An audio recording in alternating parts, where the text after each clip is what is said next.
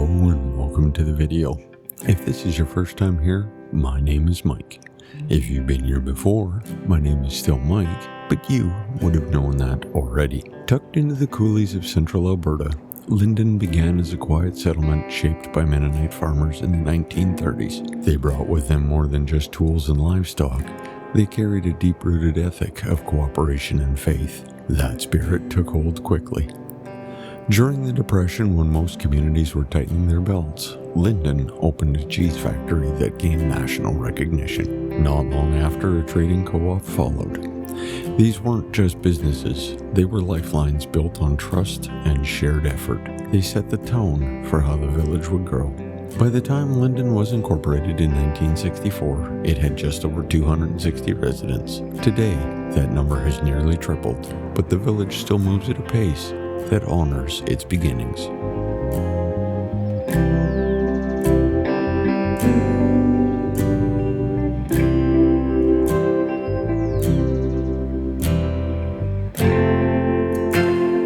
The Mennonite Brethren Church still stands near the center of town, not far from where the original settlers gathered. Walking through Linden today, you'll see the legacy of those early years.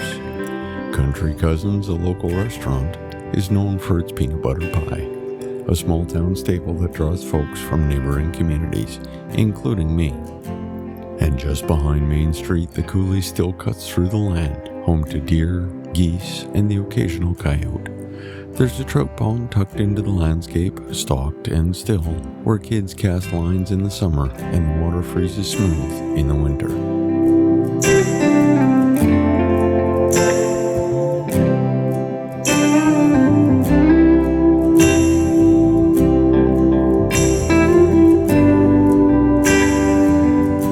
The village's industrial edge has grown over time, but it hasn't overtaken the place. Linden is still a town where people wave from their porches, where the school gym fills up for badminton tournaments, and where the past isn't something preserved behind glass. It's lived in, worked with, and quietly respected.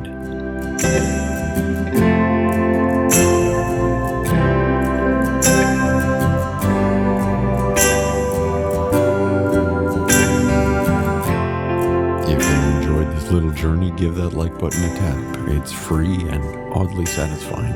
If you haven't subscribed yet, just know I share a new small town story every week, weather permitting, of course. Feel free to pass this along to your aunt, your neighbor, or that one friend who still thinks Alberta ends at Calgary. They need this more than they know. And you'll find gradient imaging on Facebook, Instagram, and TikTok because apparently I'm not busy enough. But until next week, drive safe, wave at strangers, and take the scenic route.